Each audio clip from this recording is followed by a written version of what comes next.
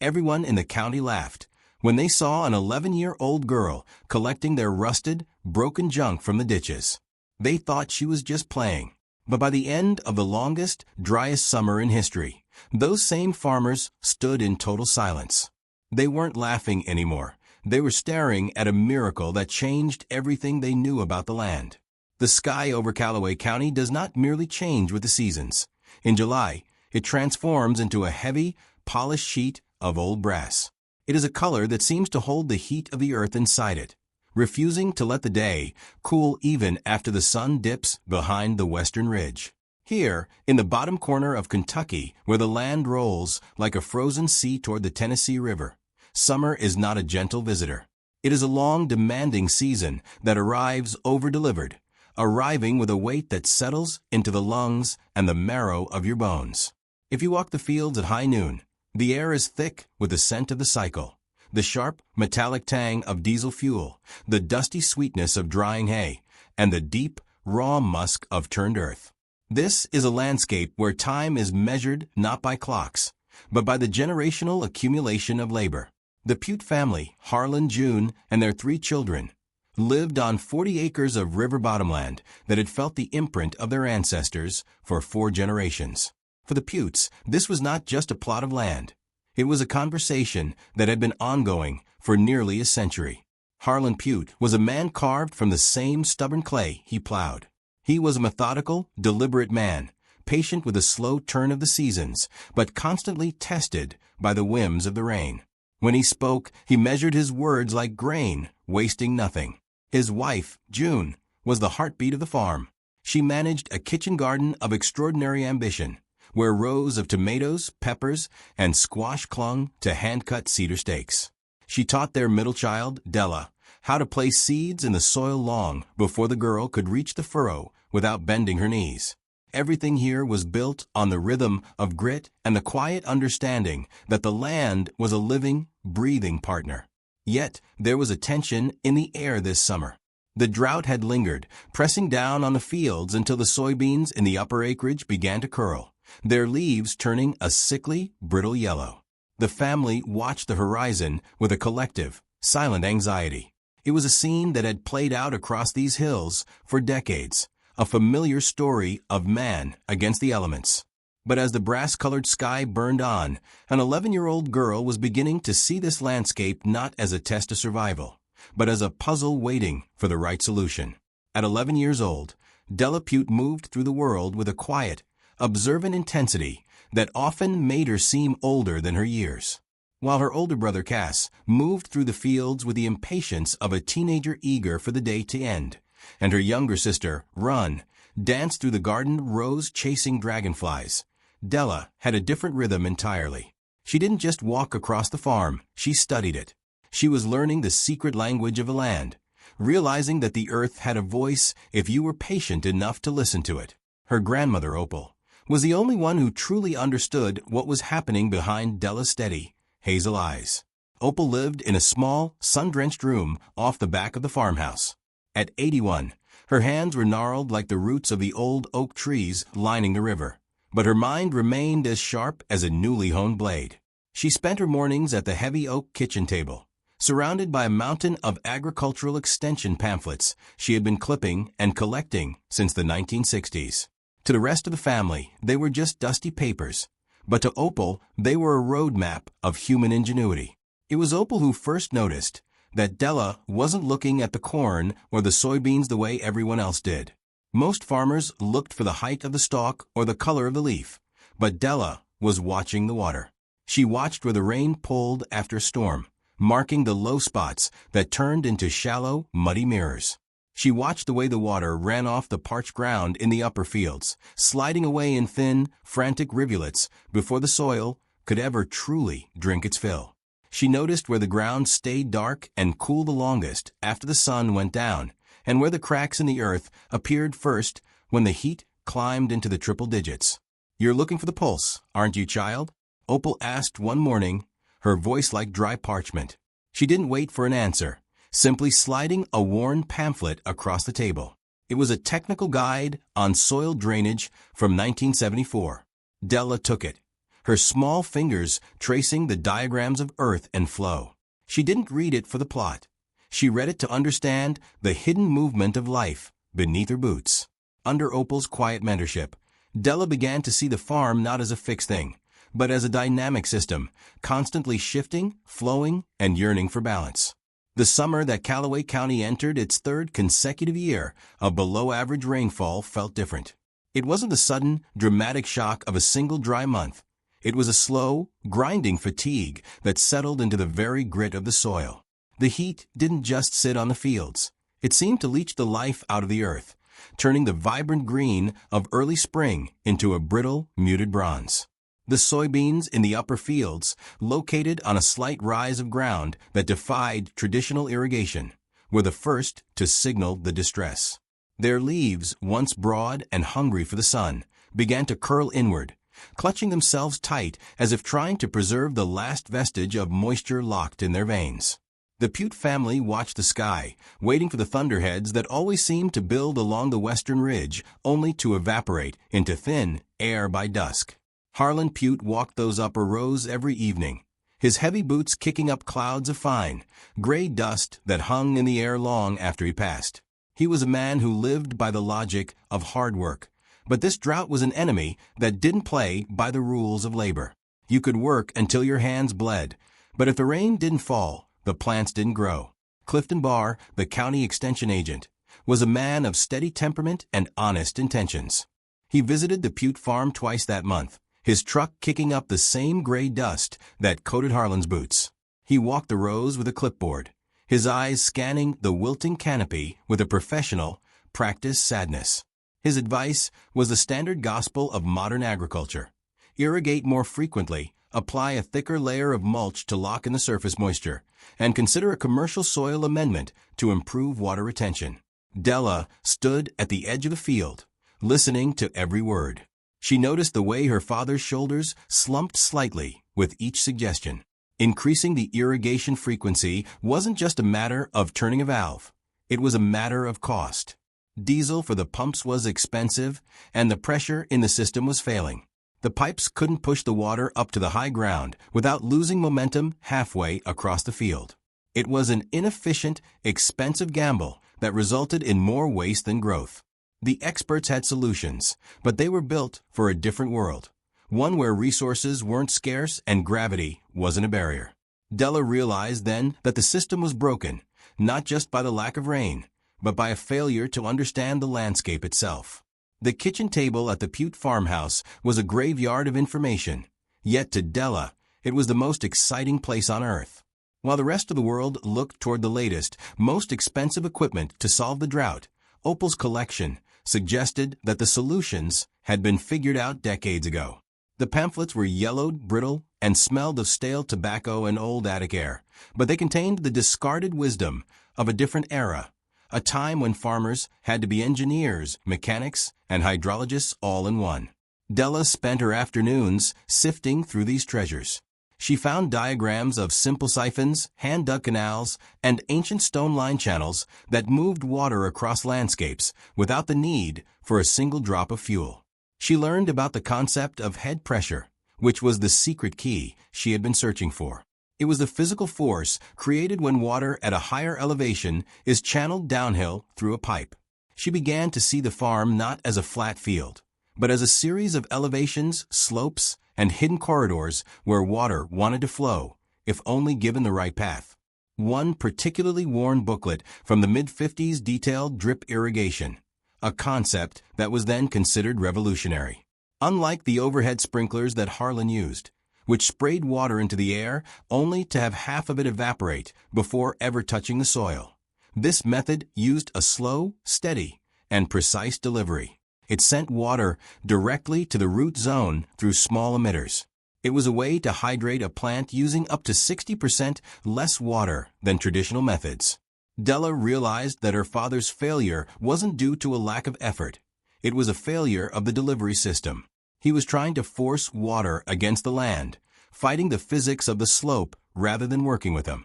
She read the technical manuals until she understood the relationship between pipe diameter and flow volume. She saw how the size of the pipe could control the speed of the water, allowing it to move across the field with a gentle, consistent push rather than a chaotic, high-pressure spray. She wasn't just reading agricultural advice anymore. She was learning the architecture of the earth. She realized that the solution to their drought was sitting right under their feet, hidden in the physics of the land, waiting for someone to finally pay attention. The summer mornings in Callaway County arrived with a clarity that sharpened the edges of the world. By the time the sun had barely crested the eastern treeline, the dew was already beginning to retreat, leaving the air smelling of wet clover and anticipation.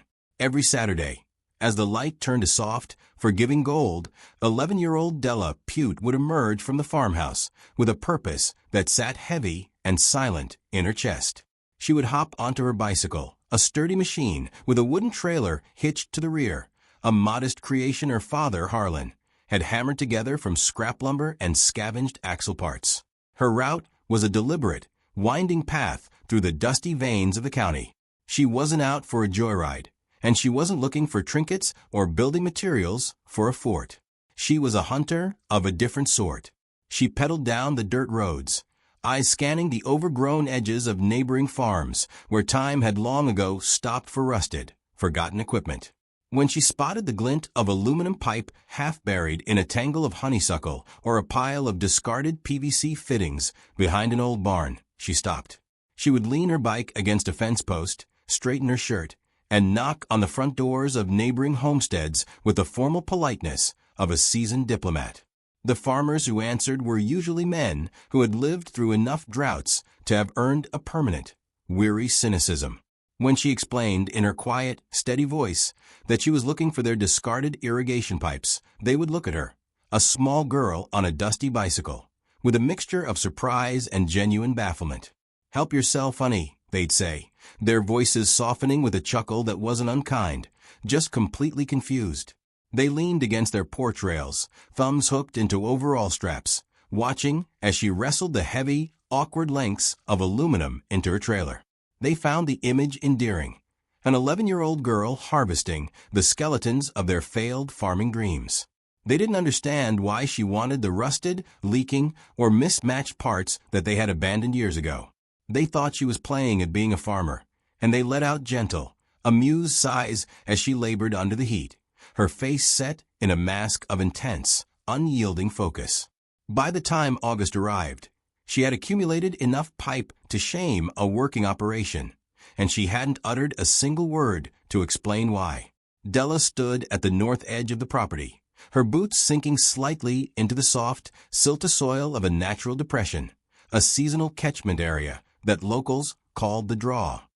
Most people in Callaway County saw the draw as a nuisance, a place where rain pooled for days after a storm, turning into a muddy, impassable trap before slowly soaking away. To her father, it was just another patch of uneven ground that couldn't be planted. But to Della, standing there with the sun beating down on the back of her neck, the draw looked like a battery waiting to be connected.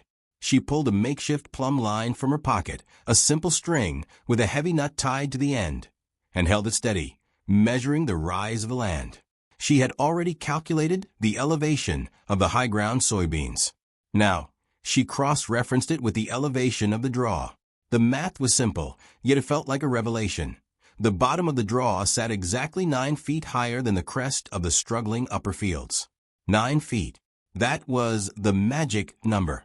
It wasn't much in the eyes of an engineer, but to a girl who understood gravity, it was an infinite reservoir of potential energy. She closed her eyes, visualizing the invisible movement of water.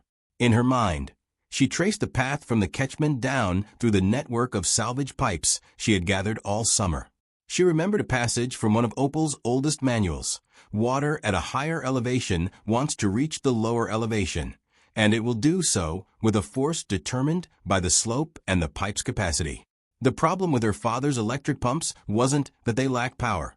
It was that they were trying to brute force the water, creating turbulence and pressure drops that left the distant plants thirsty. Gravity, however, was constant and patient. It didn't need diesel. It didn't need constant maintenance. All it needed was a conduit. Della realized that by properly sizing the pipe diameter, starting wide at the collector and narrowing it incrementally toward the emitter lines. She could create a system where pressure equalized naturally across the entire run. It was a beautiful, elegant geometry. She didn't need to fight the land. She only needed to provide a path for the water to fulfill its own desire. Standing in the dirt, she felt the first thrill of a breakthrough that was as much a lesson in humility as it was in physics. The project that began in the heat of July looked less like a professional irrigation system and more like a fevered dream of scrap metal. To an outside observer, Della was simply laying a tangled web of junk across the dusty earth. Her materials were a mismatch of generations. Rusted aluminum lateral pipes salvaged from Wendell's barn, brittle PVC fittings that had seen better days, and a long, snaking coil of modern drip tape she had purchased with her own egg money. She spent her days on her knees, digging shallow trenches with a handheld trowel, the sun baking the back of her neck until her skin felt as dry as the soil she was trying to save. Harlan watched from the porch, his silence weighing heavy in the air. He didn't offer to stop her, nor did he offer his help. Not yet. He simply stood there, a man of tradition, watching his daughter engage in what looked like a profound waste of time. Her brother, Cass, didn't bother with the silence. He made his skepticism known with a scoff and a shake of his head, calling it a science project for a desert that doesn't exist. But Della didn't hear them.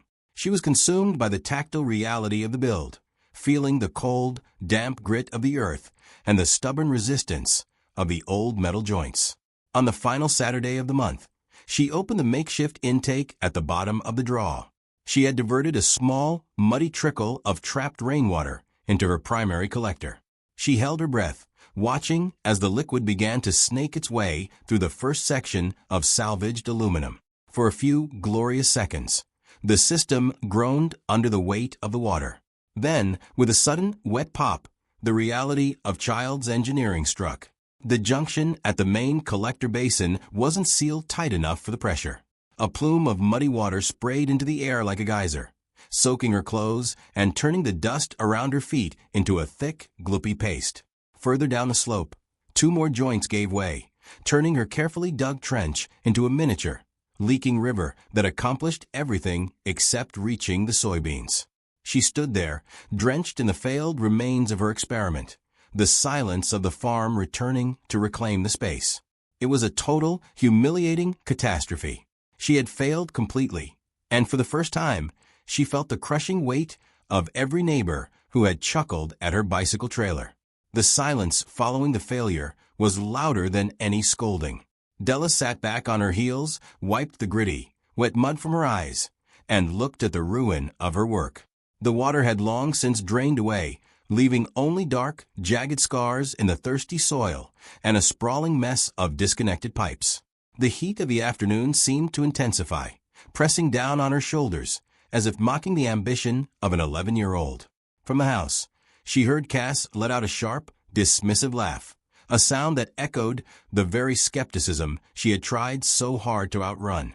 It was the stinging realization that effort, no matter how earnest, was not a guarantee of results.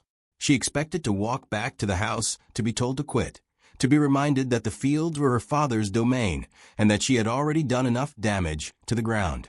She prepared herself for the disappointment in her mother's eyes and the stern instruction to stick to schoolwork and leave the engineering to the adults. But as she began the slow, demoralizing work of pulling the leaking joints apart, the shadow of a man fell across her path. Harlan Pute stood over her. He didn't speak. He didn't offer a platitude about trying again, nor did he ask why she hadn't just used a pump. He simply reached down, grabbed a shovel he had carried from the shed, and began to deepen the trench she had started. The metal blade sliced through the earth with a rhythmic thud hiss that signaled a shift in the air. He worked with the same methodical precision he applied to the harvest, his movements efficient and focused. He didn't ask what she was doing or why the joints had failed. He simply accepted the reality of the work. When he finally stopped to wipe his brow, he looked at the tangle of pipe and then at his daughter. "You need a better seal," he said, his voice as low and steady as the hum of the tractor. "Water has a way of finding the weakness in any design. You have to be smarter than the pressure." His support wasn't a soft comfort. It was an invitation to continue. In that moment, the frustration that had threatened to overwhelm her evaporated. Her father wasn't helping her play a game. He was acknowledging her as a partner in the struggle of the land. She stood up, took the shovel back, and began to work alongside him, their rhythm syncing as they mended what had been broken. The failure at the collector basin had been a humbling teacher, but it had also been the catalyst for a fundamental shift in Della's understanding. She realized that intuition alone was not enough. She had to speak the language of hydraulics. She spent the next 2 weeks buried in the back room of the house, surrounded by Opal's collection. She began to treat the pamphlets not as stories, but as technical blueprints. She learned that a system is only as strong as its weakest connection, and that the geometry of gravity she had envisioned required precise execution. She studied the relationship between pipe diameter and the velocity of water, realizing that she had been trying to force too much volume through lines that couldn't handle the internal pressure. Seeking answers beyond the page, Della made a bold decision. She packed her bicycle trailer and rode to the edge of the county, to the farm of Wendell Company. Wendell was a man whose skin looked like weathered leather, and whose barn was a cathedral of obsolete agricultural machinery. He had been a commercial vegetable grower until 2009, and his property was a graveyard of irrigation equipment that the modern world had deemed redundant. When Della arrived, sweaty and determined, she didn't ask for a handout. She asked for a trade. She laid out her problem, showing him the mismatched sections of pipe that had blown apart under the pressure. Wendell listened, his sharp, blue eyes tracking every detail of her explanation. He didn't treat her like a child. He treated her like a junior engineer who had simply hit a design flaw. He led her into his barn, a space that smelled of ancient oil and dust, and began pointing out the sections she needed. He showed her how to step up the diameter at the intake to allow for a larger volume of water, and how to gradually step it down as the lines branched out into the field, ensuring the pressure remained constant rather than explosive. He let her trade her smaller, ineffective pipe sections for his heavy-duty, commercial-grade components. He didn't charge her a cent, simply noting with a dry chuckle that he hadn't seen anyone wrestle with physics this hard in 20 years. As they worked, he taught her the finer points of thread sealing, the meticulous application of plumber's tape, the importance of seating a gasket perfectly, and the patience required to ensure a connection is airtight before the water ever touches the line. He was teaching her that true mastery wasn't just about the strength of the materials, but the discipline of the assembly. By the second week of August, the air over the Butte farm had grown so thin and dry it felt as though a single match could ignite the horizon. The stakes had quietly shifted. This was no longer a child's lonely project, but a race against time itself. Armed with Wendell's commercial-grade fittings, a fresh roll of white Teflon tape, and a deeper understanding of hydraulic pressure, Della reassembled her network. Her hands, calloused and stained with the dark oil of old machinery, worked with a steady, rhythmic discipline. Her younger sister, Run, stood close by, quietly handing over tools, while Harlan watched from the edge of the shade, his heavy silhouette cast long across the cracked dirt. Della knelt at the primary intake near the draw, took a breath that tasted of dust and copper, and slowly twisted the valve open. For a few agonizing moments, the landscape held its breath. Then came the sound, a deep, hollow gurgle, as the trapped rainwater rushed out of the catchment and into the wider, aluminum main line. This time, there was no violent explosion of mud. The white tape held. The heavy-duty joints Wendell had provided stood firm against the initial surge. The water snaked down the hillside, tracing the shallow trenches with an eerie, beautiful, fluid grace. Della walked alongside it, her eyes tracking the invisible pulse through the metal and plastic. It passed the 10-yard mark that had defeated her the first time. It pushed further, conquering the slope, heading straight toward the parched, yellowing rows of the upper field. But irrigation is a science of balance, and gravity is a strict accountant. As the water branched into the smaller emitter lines, the momentum began to die. The high stakes turned into an agonizingly slow crawl. At the very first row, a few drops sputtered out, but by the third row, the flow degenerated into an irregular, pathetic trickle. The pressure had equalized too soon, dying out before it could reach the heart of the crop. Some plants received a teasing wet spot at their roots. Most remained entirely dry under the brutal sun. The system hadn't failed catastrophically like before, but it had faltered just as completely. Della stood in the midday heat, looking down at the weak drops fading into the thirsty dust, realizing that understanding the theory was only the first step toward true mastery. Della spent the next 3 days in a state of quiet, methodical obsession. She realized her mistake wasn't the pipe itself, but the lack of a pressure regulator at the junction points. She had been trying to flood the system all at once, whereas the plants needed a slow, rhythmic heartbeat of moisture. She returned to Wendelko's barn, and this time he showed her how to use old, scavenge ball valves to manually gate the flow. She returned to the field, treating the irrigation network not as a faucet, but as a complex instrument. She spent hours adjusting the tension on each valve, listening to the subtle hiss of water as it bypassed the main line and trickled into the lateral rows. It was a slow process of calibration, a game of inches and drops. She would turn a valve a quarter turn, wait for the water to travel the length of the field, and then observe the soil.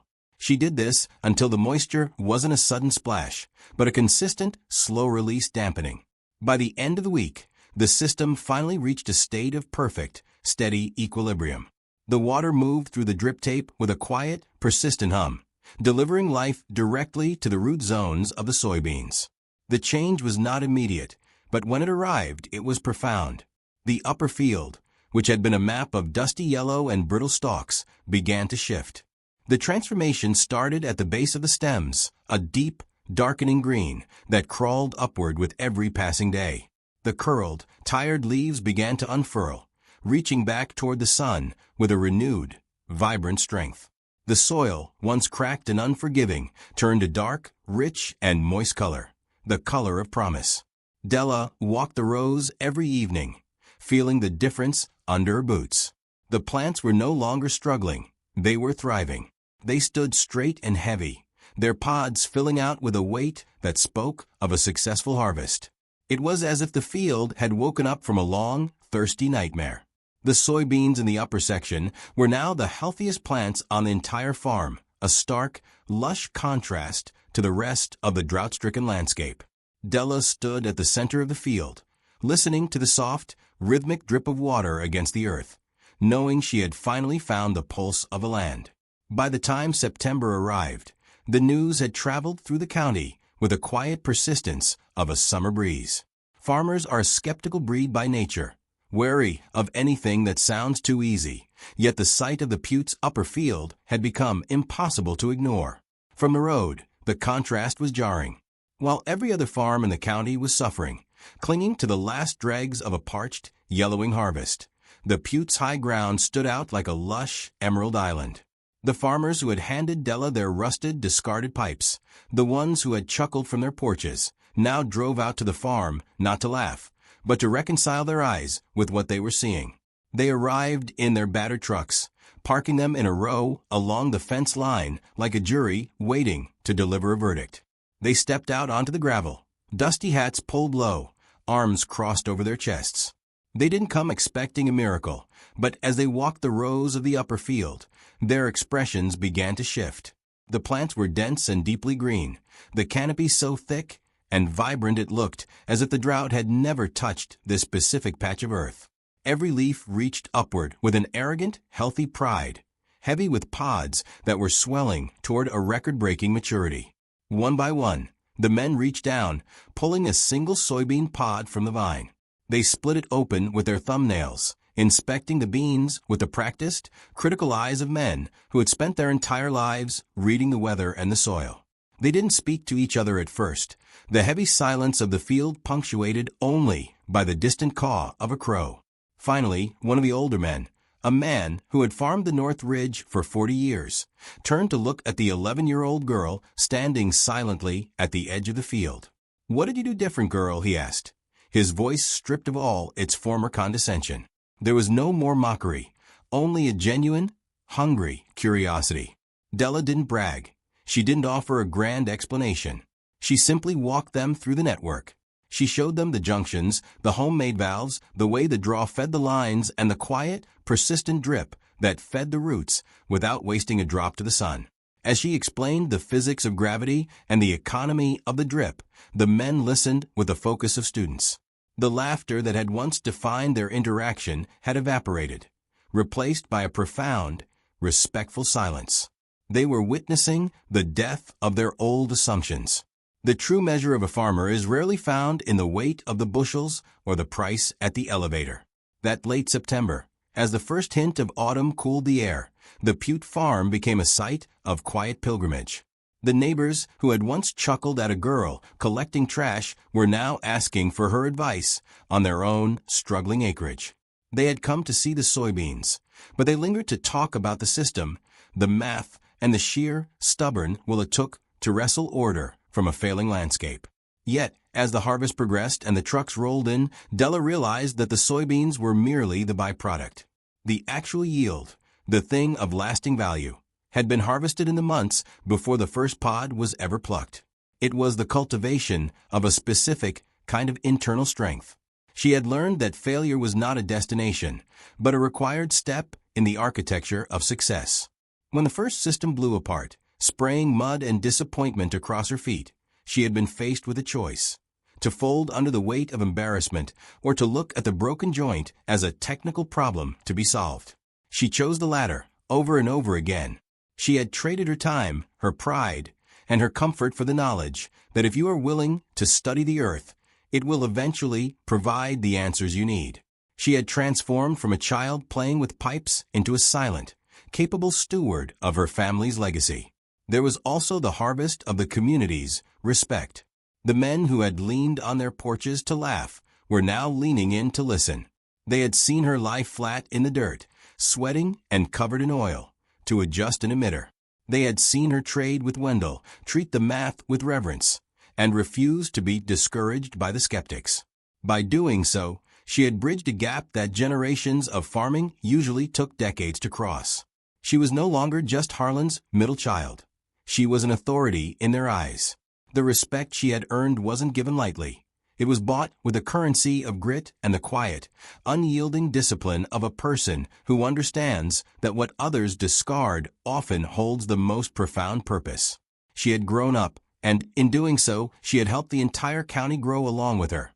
As October deepened, turning the rolling hills of Callaway County into a tapestry of copper and gold, the work on the Butte farm didn't slow. It merely evolved. The season of harvest was transitioning into the season of preparation, and for Della, the vision had expanded far beyond the boundaries of the upper field. She was no longer just tending to soybeans. She was architecting a future. Spread out on the kitchen table, amidst the familiar scent of black coffee and old paper, were new hand-drawn schematics. She was planning to double the coverage for the upcoming spring, extending the gravity-fed network to the east field, where the soil had always been too temperamental for traditional methods. Wendell Coe had become a regular visitor, his truck often parked near the barn. He didn't just offer parts anymore, he offered math. Together, they spent hours calculating head pressure, flow rates, and the necessary diameter of pipe to ensure that even the furthest rows would receive the same steady, life-giving pulse. Opal, her constant anchor, sat nearby, her eyes bright as she watched the next generation of agricultural innovation being drafted on scraps of graph paper. The house felt different now.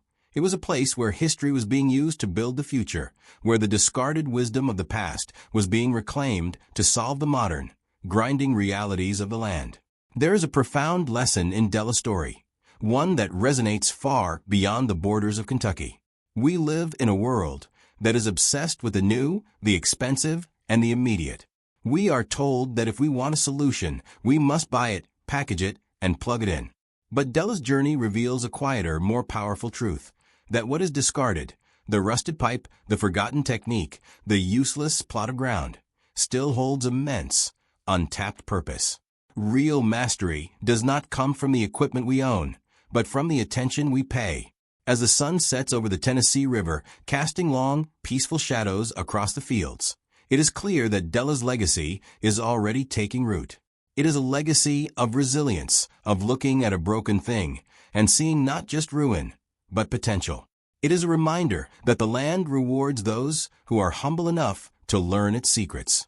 If Della's journey of grit and innovation moved you, please consider hitting the like button and subscribing to join us for next week's story.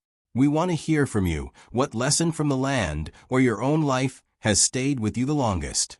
Drop a comment below and tell us where you're watching from. We love seeing how far these stories travel. Until next time, keep watching, keep learning, and keep growing.